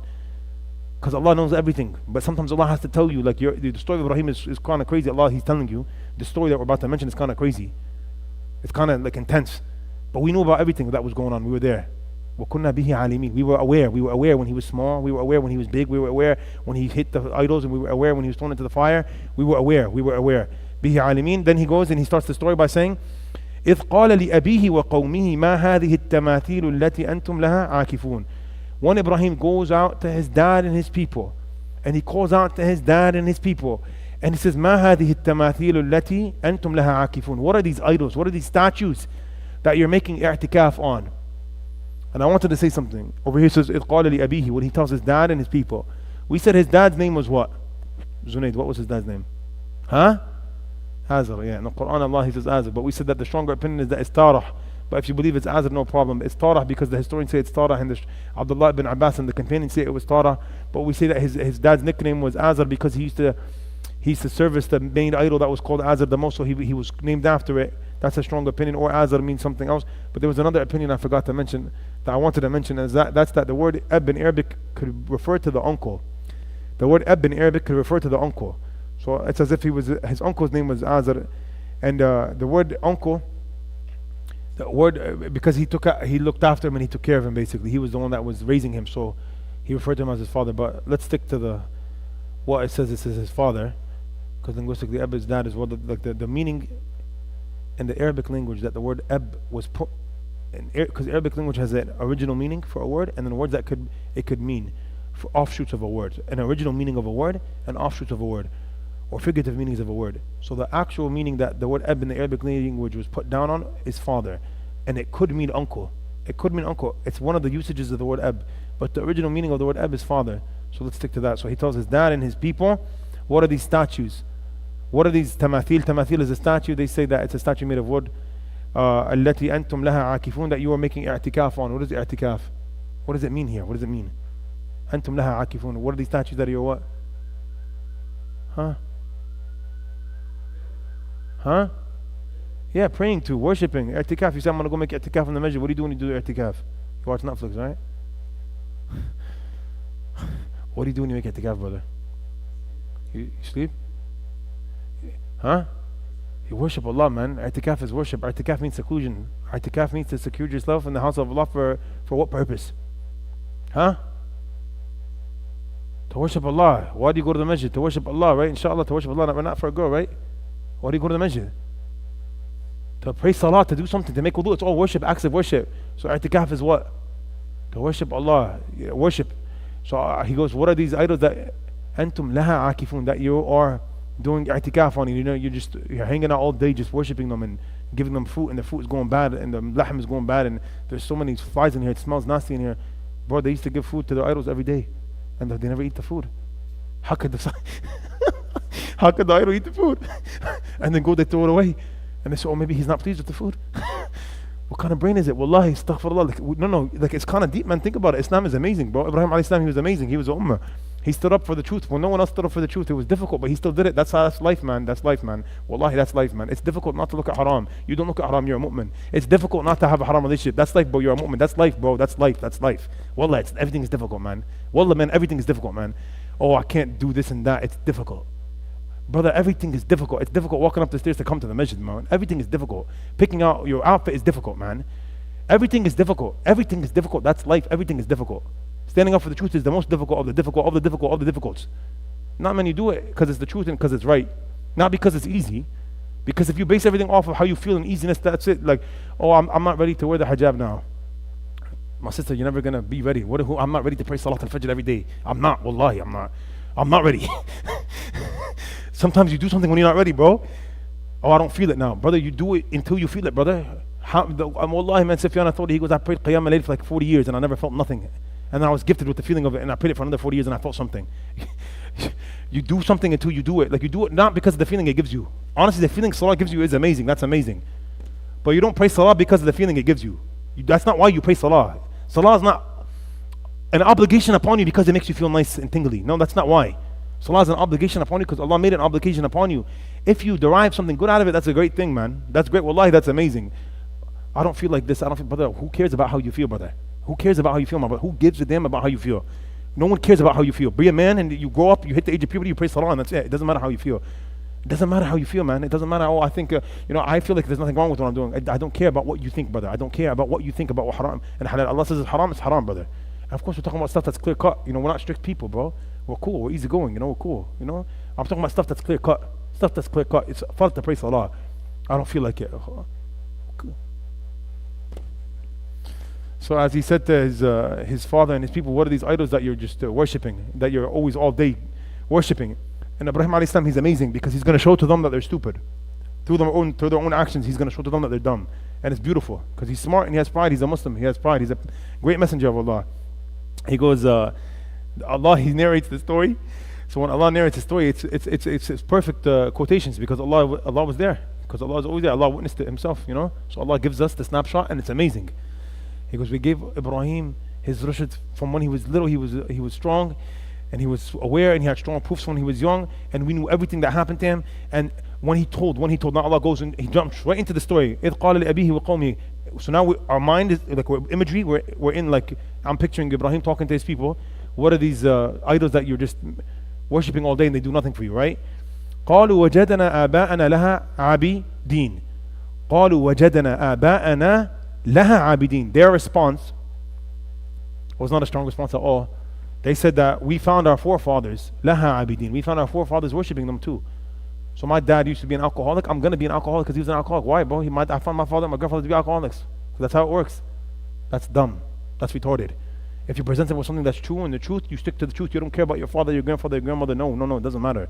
Your grandfather's not going to be asked for you on Yawm al-Qiyamah. You're going to be asked about yourself, bro. It doesn't matter what your dad used to do. It doesn't matter. No, you cut off a habit. You say, oh, it's difficult for him. He can't cut off a habit. His dad was like that. What kind of nonsense is this, bro? You're a human being. You can do whatever the hell you want, bro. He goes, we found our fathers to be doing the same exact thing, worshipping them. قَالَ لَقَدْ كُنْتُمْ أَنْتُمْ وَآبَاءَكُمْ فِي ضَلَالٍ مُبِينٍ. Wallahi, his response is so strong and beautiful. He goes, you and your dads were all dumb. You're all dumb. That's basically what it means in our language today. You're all slow. He goes, قَالَ لَقَدْ كُنْتُمْ أَنْتُمْ وَآبَاءَكُمْ فِي ضَلَالٍ مُبِينٍ. He goes, oh yeah, your forefathers are worshiping them, that's why you worship them? He goes, so you and your forefathers were all wrong. You were all wrong. That's not a proof, my brother. Because everyone does it, because everyone goes to the I don't want to keep giving bad examples. Let me give a nice example. Because everyone, what's an okay PG example? Everyone smokes a vape, I have to smoke a vape, right? That's PG. Everyone smokes a vape, I have to smoke a vape. Brother, I don't care if the whole world smokes vapes. You don't have to smoke a vape, brother. Come on, man. Ibrahim alayhi salam was the only one on earth not worshipping the idols, man. He was the only one on earth not worshipping the idols. That's why Allah characterized him as an ummah. That's why he comes and he's from Ulul Azmi min ar-Rusul. Not only is he from Ulul Azmi min ar-Rusul, he's a Khalil. He's an intimate friend of Allah because he's so strong. His iman is amazing. It's so strong. His iman is amazing. His love for Allah is amazing. It's unparalleled. That's why his status, وَجَدْ بَيْنَاهُ وَهَدَيْنَاهُ إِلَى صِرَاطٍ مُسْتَقِيمٍ. Allah goes, وَجَدْ بَيْنَاهُ. We lifted him, we picked him. Look, why? Because he's amazing, man. He's amazing. He doesn't care about ifs, ands, or buts, or tabloids. He doesn't care about nothing. He cares about Allah and what makes Allah happy. That's amazing, man. Wallah, it's amazing. He was strong. We want to be strong. He goes, قال لقد كنتم أنتم وآباؤكم في ضلال مبين. He goes, you and all your forefathers were in ضلال مبين. You were all on misguidance, clear misguidance. So our dads were the reason. He said, okay, so you and all your fathers were all clearly misguided. قالوا أجئتنا بالحق أم أنت من اللاعبين. They go, yo, are you playing one around with us or are you being for real? In our language, you know, are you messing around or are you being for real? Come on, man. أجئتنا بالحق أم أنت من اللاعبين. Did you come with truth? بالحق. أم أنت من اللاعبين, or are you messing around with us basically? لاعبين, لعب يلعب, to play around. Are you playing around or are you being serious? قال بل ربكم. He goes and it's like someone is taking a joke out of you when you're being so serious. He goes and he swears in the next ayah. It's like, yo, you're being for real. You go, bro, وحياة Allah, wallahi, billahi, tallahi, I swear to God, bro, on the Quran, man, and everything, bro. Of course. He goes, قال بل ربكم رب السماوات والأرض الذي فطرهن وأنا على ذلكم من الشاهدين. This is the hottest masjid in the history of America. I think it wins #1 hottest masjid in the world. No matter what you do to the AC, it doesn't fix nothing. You turn the fan on, the fan comes and it blows hot air because the fan is high, it's in the ceiling. So it's like hot air all day, then you turn the fan on and hot air. So you get like a heat air. You just gotta sit and suffer. He goes, the lights are even like a sauna light. No, sir, right, man? I've never seen a light like this in my life. It hurts my eyes. It's an old church, you know. No one used to come here, so they had to sell it. He goes, his response to them, قال بل ربكم رب السماوات والأرض الذي فطرهن وأنا على ذلك من الشاهدين.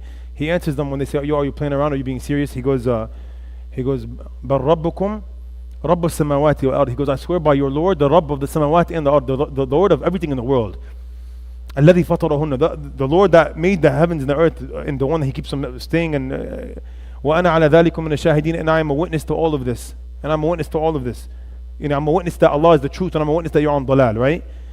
وَتَاللَّهِ لَأَكِيدَنَّ أَصْنَامَكُمْ بَعْدَ أَن تَوَلُّوا مُدْبِرِينَ. And then he goes and he says, and by Allah, وَاللَّهِ لَأَكِيدَنَّ أَصْنَامَكُمْ بَعْدَ أَن تَوَلُّوا مُدْبِرِينَ. And I swear by Allah that I'm gonna destroy your idols after you go and you turn around and you walk away and you leave. And this is really interesting. So he goes, after he responds to them saying, of course I swear by Allah and I swear by everything that what I'm saying is true. Of course what you're doing is dumb. Of course Allah is one. And he goes, تَاللَّهِ لَأَكِيدَنَّ أَصْنَامَكُمْ بَعْدَ أَن تَوَلُّوا مُدْبِرِينَ. He goes, and I swear by Allah, I'm going to destroy your idols after you walk away. So this is not very smart for him to disclose to them. For him to disclose to them, his plan is not very smart. So the scholars of tafsir, they say he said this under his breath.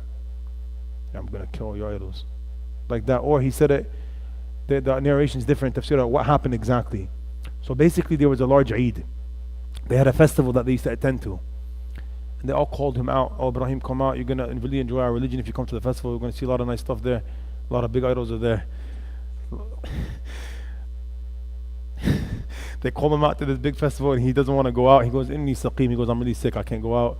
And the narration is different. Some of them say that they were dragging him out. And as he's going out, he's like, no, I can't. So they all gave up on him. And they left. A couple people were back. And he goes, I swear by Allah, I'm going to knock out all your idols. I'm going to destroy them all. So those 4 people heard him.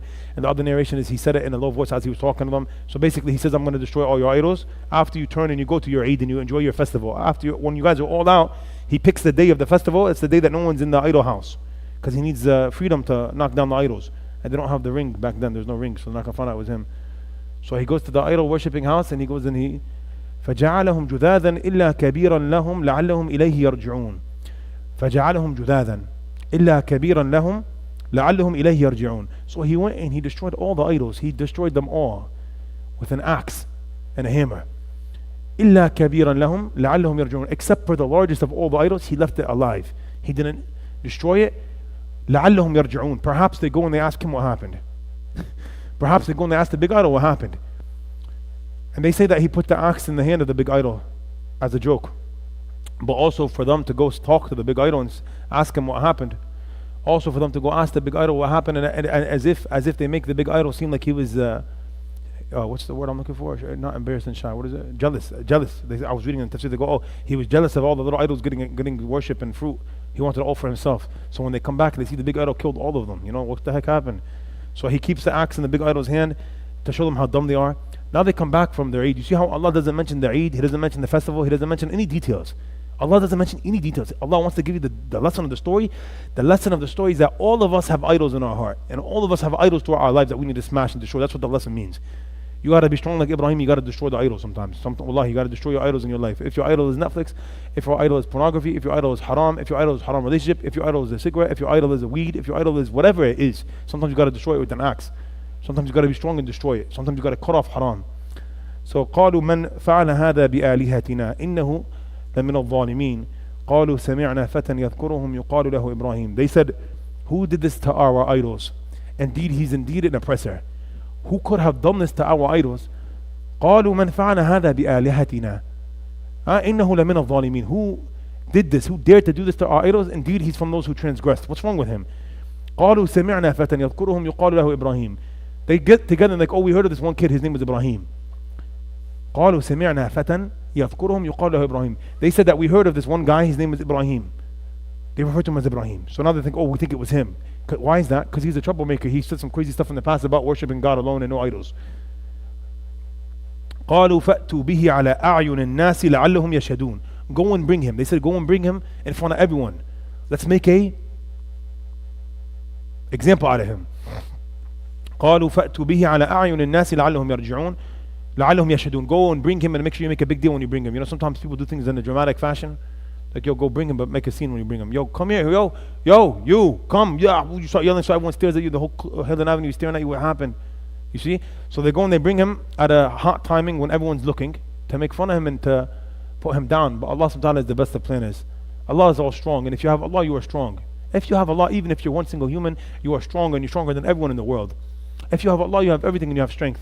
And if you don't have Allah, even if you have power and might, which might seem might and power like tanks and stuff, but you don't have Allah, you have nothing. Wallahi, you're weak. They're weak and they're scared. They're trying to take care of a little kid that broke the idols. They're all going to get together and put a plot together on how they're going to kill him because he's so strong. They're so scared of him. He's so small. Sometimes you see someone, he's like small. He's not big in stature, but he's so big in your eyes. You're like, yo, how is he 5'5", but I feel like he's 6'10"? How? Because of Iman, brother. Iman. It makes you strong and it gives you dignity. Yeah, he goes, they bring him على أعين الناس. They bring him at a hot timing in front of everyone to make a scene out of him. Right? قالوا أأنت فعلت هذا بآلهتنا يا إبراهيم. They say, oh Ibrahim, is it you that did this to our idols? قالوا أأنت فعلت هذا بآلهتنا يا إبراهيم. They say, oh Ibrahim, is it you that did this to our idols? Is it you? قال بل فعله كبيرهم هذا فاسألوهم إن كانوا ينطقون. He goes, no man, it wasn't me, it was the big one. Man, look, he has the axe in his hand. Go ask him because they talk, right? So he goes and he tells them, قال فعله كبيرهم هذا فاسألوهم إن كانوا ينطقون. He goes, go ask, man, it was the big one. Look at the axe in his hand, you see it? And go ask them all if they were able to speak. He's trying to explain to them that they're the dumbest people on earth in a nice way. He's trying to tell them, how the heck could I, like, of course I killed them, but look, why don't you ask the statue, the one that has the axe in his hand, the one that you feed every day and he doesn't eat the food and you throw it away because it goes bad. لعلهم قال بل فعله كبيرهم هذا فاسألوهم إن كانوا ينطقون. He goes, no, it wasn't me, it was the big one. Go and ask them only if they were able to speak. فرجعوا إلى أنفسهم فقالوا إنكم أنتم الظالمون. So they went and together they spoke amongst each other, and we said that Allah is the one telling us the story, so we know what happened exactly. فرجعوا إلى أنفسهم فقالوا إنكم أنتم الظالمون. They come together and they say, no, we are the ones who truly transgressed. They said we are the true oppressors. They said that we are the true oppressors. Why? Because they oppressed themselves by worshipping idols. They realized that they're wrong. ثم نكسوا على رؤوسهم لقد علمت ما هؤلاء ينطقون. Then they went back. Their arrogance overcame their logic. Their kibr overcame their mantiq. ثم نكسوا على رؤوسهم لقد علمت ما هؤلاء ينطقون. So then they got puffed up with arrogance and they go to Ibrahim. They said, no, hold up. You know that they don't talk. Like, why are you saying for us to do that? Why are you telling us? Why are you commanding us to do that when you know they don't talk? So now they go back to Ibrahim. They say, you know that they do not speak. Why are you telling us to ask them when you know they don't speak? Because they're upset. But this is after they realize that they're really wrong.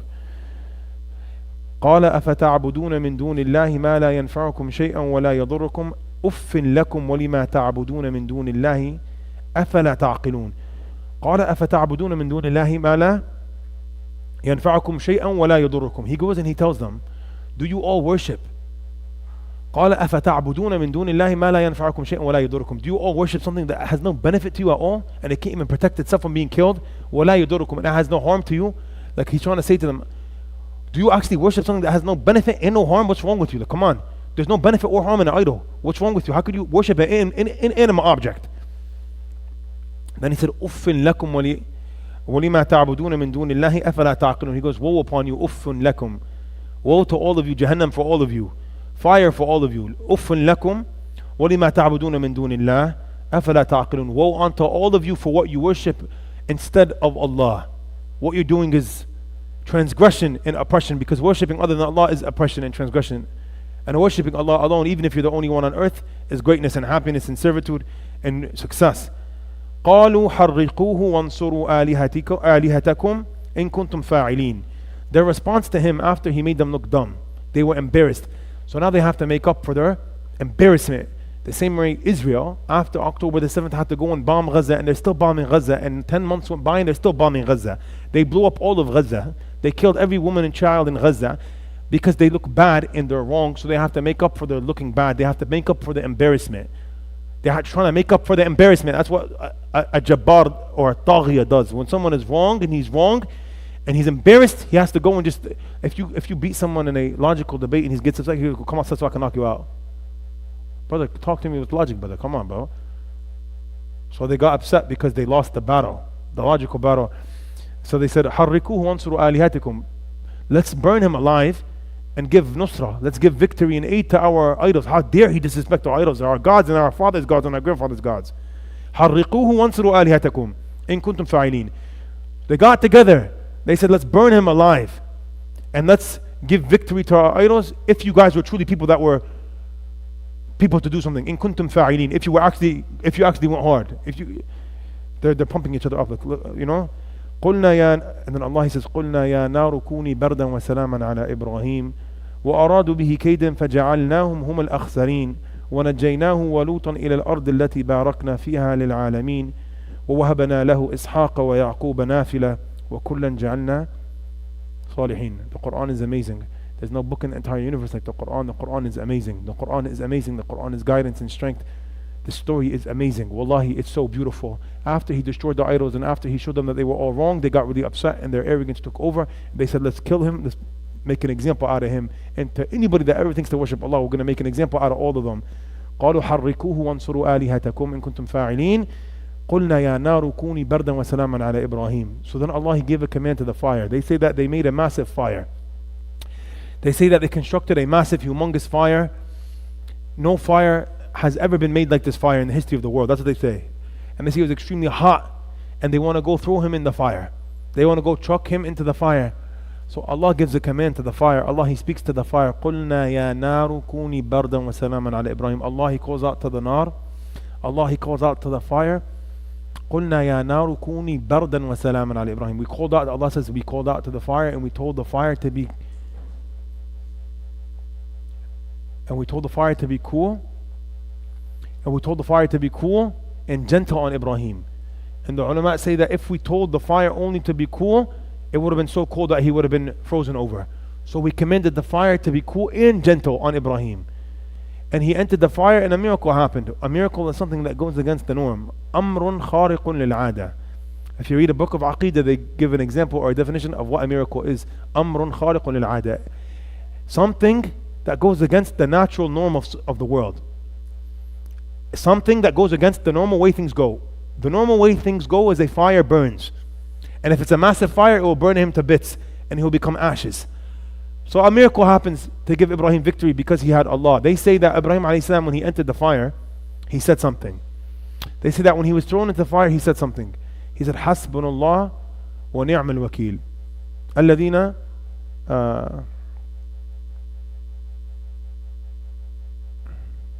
I forgot the other ayah. قالوا حسبنا الله ونعم الوكيل. They said حسبنا الله ونعم الوكيل. No, that's not the one. I'm looking for another ayah. He said that Allah is sufficient for us and Allah is the greatest of all caretakers. حسبنا الله ونعم الوكيل. Allah is enough for us and Allah is the greatest of all caretakers. And then Allah, he commands the fire to be cool. Allah subhanahu wa ta'ala, we always say, and it's a nice thing to say, we always say, Ya Allah, we ask you the one who saved Yunus from the belly of the whale, and the one who saved Ibrahim from the fire. The fire became cool and gentle on Ibrahim. He was thrown into the fire, and Allah subhanahu wa ta'ala, He saved him through the miracle. وَأَرَادُوا بِهِ كَيْدًا فَجَعَلْنَاهُمْ هُمَ الْأَخْسَرِينَ. Allah, He says, and they wanted bad for Ibrahim. They had a plot to destroy Ibrahim. أَرَادُوا بِهِ كَيْدًا. These people, they wanted to destroy Ibrahim. فَجَعَلْنَاهُمْ هُمَ الْأَخْسَرِينَ. Allah says, but we made them the real losers. And they wanted badness to happen to Ibrahim. They wanted a plot against him. But no, we made them the actual losers. How were they the actual losers? How did Allah make them the actual losers? How were they made the actual losers? They don't have Allah, Ibrahim has Allah. They don't have salvation, Ibrahim has salvation. They did not have Allah, Ibrahim had Allah, so they were the actual losers. You will lose in this world and the next, no matter how happy you think you are in dunya. If you don't have Allah, you're a loser. No matter how happy you think you are in this dunya, if you don't have Allah subhanahu wa ta'ala, you are actually a loser. So Allah, He says that they wanted bad for him, but we made them the actual losers. وَنَجَّيْنَاهُ وَلُوطًا إِلَى الْأَرْضِ الَّتِي بَارَكْنَا فِيهَا لِلْعَالَمِينَ. We're going to end in 5 minutes. وَنَجَّيْنَاهُ وَلُوطًا إِلَى الْأَرْضِ الَّتِي بَارَكْنَا فِيهَا لِلْعَالَمِينَ. And we saved him, and we saved his cousin Lut. They say that Lut alayhi salam was the cousin of Ibrahim alayhi salam. Lut alayhi salam was the cousin of Ibrahim. They were at the same time period. We said that Ibrahim alayhi salam was the father of the prophets and messengers. He was Abul Anbiya. He had a cousin at his time period. He was also a prophet and messenger.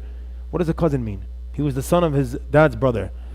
Right? So Lut alayhi salam was a prophet and messenger. Allah, He says, we have saved him. Who? Ibrahim. وَنَجَّيْنَاهُ وَلُوطًا. And we also saved Lut. Lut has another story. Lut's story is different than Ibrahim. Lut's story is his people were doing a big transgression. What were they doing? They were committing a strongly immoral act, and Allah destroyed them with a strong fire. Rocks that came down. وَأَمْطَرْنَا عَلَيْهِمْ مَطَرَ السَّوْءِ. Allah, He says, we sent down them a rain that was a catastrophic rain that destroyed them, like pebbles that were from hell. سِجِّيلٍ مَنْدُودٍ. Allah, He describes it as like rocks from hell. So Allah subhanahu wa ta'ala, He says, we saved Ibrahim and Lut. And where did we place them? He goes, وَنَجَّيْنَاهُ وَلُوطًا إِلَى الْأَرْضِ الَّتِي بَارَكْنَا فِيهَا لِلْعَالَمِينَ. Allah, He says, we saved Ibrahim and Lut, and we sent them and we placed them in a blessed land, a land that we had blessed from all the land of the world. So we blessed it. Ibrahim alayhi salam, he starts off his stories in Babel, in Mesopotamia, in Iraq. This story of the fire is in Iraq. And after that he left because there's no hope with his people. He gave up on them. He left and he was sent to Palestine, Canaan. And Lut alayhi salam was in another place, and he was sent to Palestine after he ran away from his people because Allah came down with the punishment of Lut alayhi salam's people. Allah came down with a strong punishment. He destroyed the people of Lut. And He sent him to where? Canaan, to Palestine. So Ibrahim alayhi salam and Lut were both sent where? Allah, how does He describe Palestine in the Quran? وَنَجَّيْنَاهُ وَلُوطًا إِلَى الْأَرْضِ الَّتِي بَارَكْنَا فِيهَا لِلْعَالَمِينَ. And we saved him and Lut, and we sent them to the land that we have blessed. بَارَكْنَا فِيهَا, the land that we have blessed. وَوَهَبَنَا لَهُ, we end with this ayah, وَوَهَبَنَا لَهُ إِسْحَاقَ وَيَعْقُوبَ نَافِلًا وَكُلًّا جَعَلْنَا صَالِحِينَ. And we granted Ibrahim alayhi salam, Ishaq and Yaqub nafila, an extra gift. We granted him Ishaq, the son of Sarah, and we granted him Yaqub, who's the son of Ishaq. We granted Ibrahim alayhi salam Ishaq, and his son was Yaqub, and we said that his son Yaqub was the grandson of Ibrahim. He was born and Ibrahim was still alive. So Allah granted Ibrahim a beautiful gift. He granted Ibrahim a son at an old age. He granted him Ismail through Hajar, and then He granted him Ishaq through Sarah. Then Ishaq had a son, and he named him Yaqub, and Yaqub alayhi salam was born at the time of Ibrahim. So Allah, He says beautifully, after mentioning the story of him granting him victory, He goes, and then we sent him to a nice place, Palestine. That's why he's buried in Medina al-Khalil. That's why Ibrahim alayhi salam's grave is in a city called Khalil in Palestine. Khalil, named after Khalil Allah, the one who Allah loves, Allah's intimate friend. And we granted him and Ishaq and Yaqub nafila, a gift. وَكُلًّا جَعَلْنَا صَالِحِينَ. And all of them, we made them righteous and pious. And all of his children we made righteous and pious. وَكُلًّا جَعَلْنَا صَالِحِينَ. And all of the children of Yaqub and Ishaq and Ibrahim, we made them righteous and pious. وَجَعَلْنَا فِي ذُرِّيَّتِهِ النَّبُوَّةَ وَالْكِتَابِ. Like we just said. And we granted in the offspring of Ibrahim, ذُرِّيَّة, Nabuwah and Kitab. We granted in the offspring of Ibrahim prophethood and the books that were sent down by God. We ask Allah subhanahu wa ta'ala to bless us with strength and iman and istiqamah, steadfastness. We ask Allah to make us of those who follows the sunnah of Ibrahim and all the prophets and messengers. We ask Allah to grant our hearts strength like the strength of Ibrahim alayhi salam, and tawakkul like the tawakkul of Ibrahim alayhi salam. We ask Allah subhanahu wa ta'ala to grant us love for Him and to make Allah love us back. We ask Allah to grant us a strong love for Him. We ask Allah to grant us a love for the masjid. We ask Allah to grant us love for the Quran. We ask Allah subhanahu wa ta'ala to grant us a strong love for the Quran. We ask Allah subhanahu wa ta'ala to make the Quran our strongest companion, our best friend in this world. We ask Allah to make the Quran our best friend in the grave. We ask Allah subhanahu wa ta'ala to be a means of our raising of ranks in the hereafter. We ask Allah to grant us cures through the Quran and openings through the Quran. We ask Allah to be with our brothers and sisters in Gaza. We ask Allah to aid them over their oppressors. We ask Allah to destroy their oppressors. We ask Allah to plant fear in the hearts of their oppressors. We ask Allah subhanahu wa ta'ala to grant their oppressors anxiety. We ask Allah subhanahu wa ta'ala to punish them in this world and the next. Wa sallallahu ala sayyidina Muhammad wa ala alihi wa sahbihi wa sallam taslima kathira. Subhana rabbika rabbil izzati amma yasifun wa salamun ala al-mursalin walhamdulillahi rabbil alameen. Inshallah, we have this class for another 2 weeks. The next class will be next Thursday at the same timing after Maghrib, and then another one the Thursday after that. So 2 more classes on the legacy of Ibrahim alayhi salam. 2 more classes inshallah. And then we have Eid, and that's why we're talking about Ibrahim alayhi salam. طيب الشيخ بعدين جزاك الله خير جزاك الله خير جزاك الله خير جزاك الله خير جزاك الله